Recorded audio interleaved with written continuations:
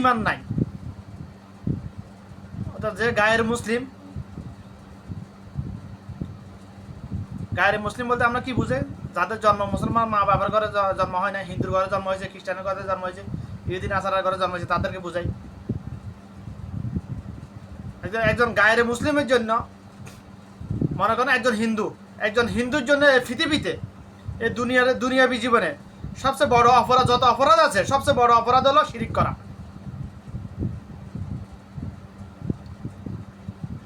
যেহেতু বাংলাদেশে গায়ের মুসলিম বলতে হিন্দু বোঝায়, মুসলমান বলতে মুসলমান মা বাবার করে জন্ম নেওয়া আদম সন্তান বোঝায়, এটাই বোঝায় বাংলাদেশের মানুষ, এটাই মূলত অর্থ। বাংলাদেশে তো অন্য ধর্মাবলম্বী খুব কম।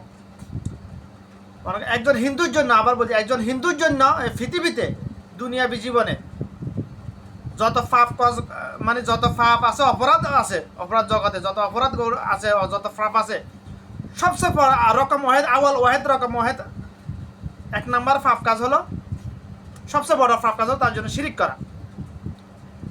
এটা হচ্ছে যার ইমান নাই তার জন্য। এবার আসুন যার ইমান আছে, যার তাওহীদের উপর ইমান আছে, লা ইলাহা ইল্লাল্লাহু মুহাম্মাদুর রাসূলুল্লাহ সাল্লাল্লাহু আলাইহি ওয়াসাল্লাম।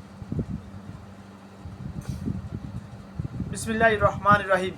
কুল হু আল্লাহু আহাদ আল্লাহুস সামাদ লাম ইয়ালিদ ওয়া লাম ইউলাদ ওয়া লাম ইয়াকুল লাহু কুফুয়ান আহাদ।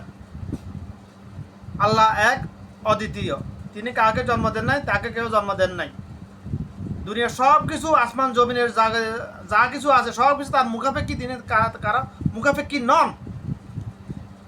এটার পর যার আকীদা পুরাপুরি আকীদা আছে, ইমান আছে, এটা হচ্ছে তাওহীদ। তাওহীদের যার পুরাপুরি ইমান আছে, তার জন্য এই দুনিয়ার মধ্যে তার যত অপরাধ পাপ কর্ম আছে, সবচেয়ে বড় পাপ কর্ম অপরাধ হলো নামাজ ছেড়ে দেওয়া। কথাগুলো লক্ষ্য করবেন ইনশাআল্লাহ আমার সকল দিদি ভাইরা। আমি আবার বলছি, যা তাওহীদের উপর রিসালাত, তাওহীদের উপর ইমান আছে, তাওহীদের উপর পরিপূর্ণ ইমান আছে, মূর্তি পূজা করে না, যা ওদের শিরিক থেকে মুক্ত, তাগুতকে অস্বীকার করে, তাগুত মানে শিরিক, আল্লাহর সাথে কোনো কিছুর অংশীদার করে না, যারা শিরিক করে তাদেরকে অস্বীকার করে, তার জন্য দুনিয়াবি জীবনে দুনিয়ার মধ্যে যত পাপ অপরাধ আছে, সবচেয়ে বড় অপরাধ হচ্ছে নামাজ ছেড়ে দেওয়া। সবচেয়ে বড় অপরাধ তো সবগুলো অপরাধ, যাবতীয় হারাম খাওয়া, দেখা, করা সবই অপরাধ, তবে সবচেয়ে বড় অপরাধ হচ্ছে নামাজ ছেড়ে দেওয়া। তার জন্য যারা মুসলমান দাবিদার, এক কথা, যারা মুসলমান দাবিদার, আচ্ছা আমি মুসলমান দাবি করলে কি মুসলমান হয়ে যায়? জন্মসূত্রে কি মুসলমান হয় না? কসম আল্লাহর, জন্মসূত্রে মুসলমানও হয় না, জন্মসূত্রে মানুষও হয় না। জন্মসূত্রে মানুষের ঘরে জন্ম নেয় 2 পাওয়ালা একটা প্রাণী শুধুমাত্র, তাকে মানুষ বানানো লাগে, মুসলমান বানানো লাগে। যাকে মুসলমান বানানো যাবে সে মানুষে পরিণত হবে, যাকে মুসলমান বানানো যাবে না সে মানুষে পরিণত হয় না, অমানুষ। তার মধ্যে আর হিংস্র জানোয়ারের মধ্যে কোনো তফাৎ নাই। হিংস্র জানোয়ার চাইতে আরও নিকৃষ্ট জানোয়ার পরিণত হয়ে যায়। দেখতেছেন তো, প্রকাশ্যে মানুষ কোবা মেরে ফেলতে, হাত মেরে, এগুলো কি মানুষ নাকি? এগুলো মানুষ না। মানুষ হতে হলে মনুষ্যত্ববোধ থাকতে হবে। আর মনুষ্যত্ববোধ তখনই আসবে যখন মুসলমান বানানো হবে। মুসলমান বানানোর জন্য একটাই উপায়, কোরআন হাদিস, দ্বীনি ইলম দেওয়া। দ্বীনি ইলম কাকে বলে? যে আল্লাহ কালাম, আল্লাহর কালাম মানে আল্লাহর কথা জানে বুঝে মানে, তাকে বলা হয় দ্বীনি ইলম। আল্লাহর কালাম জানানো, বুঝানো, মানানো, তাকে বলা হয় দ্বীনি ইলম। আমাদের দেশের ভাষা হচ্ছে বাস কোরআন মাজিদ দেখে দেখে শুদ্ধভাবে পড়তে পারা, কিংবা কোরআন হেফজ করলে 2-4-5 বছর মাদ্রাসা পড়ে আসা যাওয়া করলে তাকে আলেম বলা হয় আমাদের দেশে। এরকম একটা টুপি লাগিয়ে, একটা জুব্বা লাগাইয়ে, জুব্বা পরে ফোস করে চললে তাকে আলেম বলে, সাইনবোর্ড দিয়ে দেয়। ধর্মের ব্যবসা সাইনবোর্ড দিয়ে দিচ্ছে তাকে সবাই। আসলে না, তার আলেমের অর্থ, আলেমের মৌলিক অর্থ হলো যে কালাম আল্লাহ জানে বুঝে মানে, তাকে বলা হয় আলেম। আর আরব দেশে যারা জন্ম তাদের জন্য যে কালাম আল্লাহ মানে, তাকে বলা হয় আলেম। কারণ এরা সবাই জন্মসূত্রে আল্লাহর কালাম বুঝে, কিন্তু মানতেছে না, বুঝাইলেন না সবাই, বেশিরভাগ। এই যে পুরো ওয়ার্ল্ডের বা মুসলমান একই অবস্থা। শুধু আরাধ্যের দোয়াই দেখে কবরে মাপ পাওয়া যাবে না। তো আশা করি কথাগুলো বুঝার চেষ্টা করবেন ইনশাআল্লাহ, মনোযোগ দিয়ে শুনবেন কথাগুলা। যার ইমান আছে, যে মুসলমান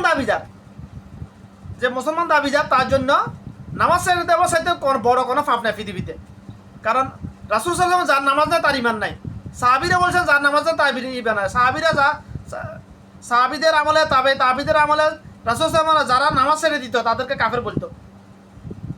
কারণ কাফের আর মুসলমানের মধ্যে, ইমানওয়ালা আর গায়ের ইমানওয়ালার মধ্যে প্রকাশ্য তফাৎ হলো একটাই, নামাজ। একামত দিলে শুরু হলে ইমানওয়ালা নামাজে দাঁড়িয়ে যাবে, যার ইমান নাই সে দোকানে বসে থাকবে, চা খাবে, সিগারেট টানবে।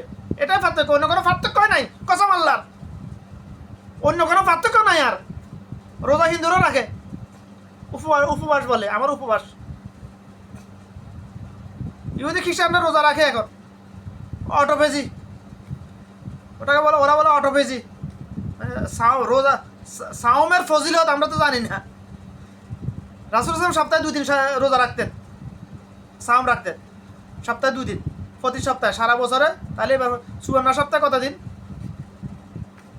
বছরে 365 দিনের মধ্যে প্রায় অর্ধ বছর রোজায় রাখতেন। সারা জীবন, নবুয়তের পরে সারা মৃত্যুর আগ পর্যন্ত রেখে গেছেন। কেন? ওটা নিয়ে অটোফেজি নিয়ে অন্য আরেকদিন বলবেন ইনশাল্লাহ। অটোফেজির উপর অ্যানালাইসিস করে রিসার্চ করে নোবেল প্রাইজ পেয়েছে।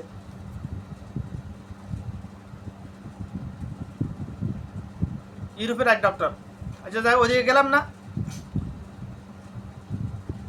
রাসূল সাহেব সপ্তাহে 2 দিন রোজা রাখতেন। আর ওটা হচ্ছে রাসূল সাহেবের সুন্নাহ, মুস্তাহাব আমল। এটা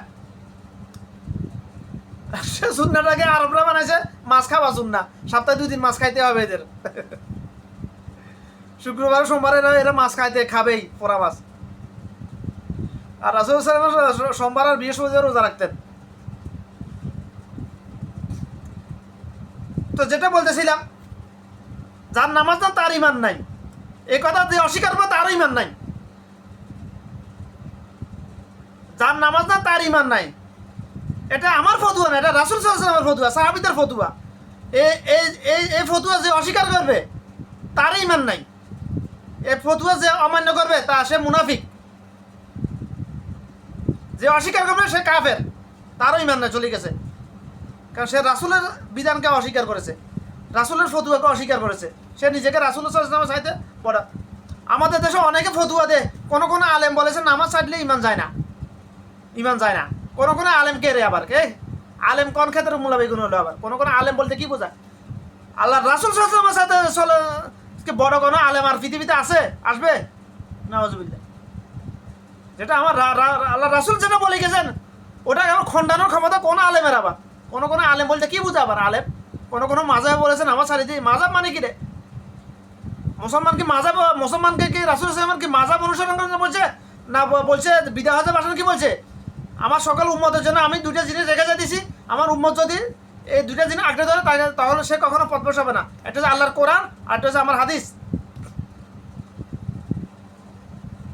এখন হাদিস পাবো কিসের মাধ্যমে? বিভিন্ন মাযহাবের ইমামদের সংগ্রহকৃত সংকলনকৃত কিতাবের মাধ্যমে। মাযহাব অনুসরণ করার জন্য তো কে বলে নাই? কিতাবগুলো পড়ে হাদিসগুলো সহি সনদ মতন এগুলো প্রমাণ ফেলে সহি হাদিসগুলো মানার জন্য বলতেছে। আমরা যাদেরকে বলছে মাযহাবের 4 ইমাম, যারা প্রসিদ্ধ 4 ইমাম, তারা বলে না আমার মাযহাব মানো, কখনো বলে নাই। তারা বলছে আমার কথা যদি রাসূল সাল্লাল্লাহু আলাইহি ওয়াসাল্লামের কথার সাথে মিলে তাহলে মানবে, না মিললে ছুটে ফেলে দিবে, এটা বলেছেন। আর আমরা বিদাতীরা ধর্ম ব্যবসায়ীরা বানিয়েছে মাযহাব। আজকে বাংলাদেশে শুধুমাত্র রাসূল সাল্লাল্লাহু আলাইহি ওয়াসাল্লাম বলে গেছেন 1500 বছর আগে যে আমার উম্মতের মধ্যে 73টা দলে বিভক্ত হয়ে যাবে। তার মধ্যে শুধুমাত্র একটি দল, যে দল আমার সুন্নাতের উপর অটল থাকবে সে দল জান্নাতে যাবে, বাকি 72 দল জাহান্নামে যাবে। এই শুধুমাত্র বাংলাদেশে 72টা দলে বিভক্ত, 73টা দল হয়েছে। 73 এক দলের কথা, 72টা দল বের হয়েছে শুধুমাত্র মাযহাব নিয়ে ফেতনাবাজি করে বাস। মুস্তাহাব বলে আমল নিয়ে ফেতনাবাজি করে ফরজ ওয়াজিব নিয়ে কখনো কারো দ্বিমত নাই, ফসল নাই, কোনো মাযহাবে নাই, কোনো আলেমের মধ্যেও নাই, জালেমের মধ্যেও নাই, ধর্ম ব্যবসায়ীর মধ্যেও নাই। শুধুমাত্র মুস্তাহাব আমল নিয়ে ফেতনাবাজি করে 72টা দলে বিভক্ত হয়ে গেছে। বেশিরভাগে জাহান্নামী। কথা শুনলে বোঝা যায় বেশিরভাগে জান আমি বেশিরভাগ বাংলাদেশে বেশিরভাগ আলেম নামে জাহেল বাতিনি শয়তান ধর্ম ব্যবসায়ী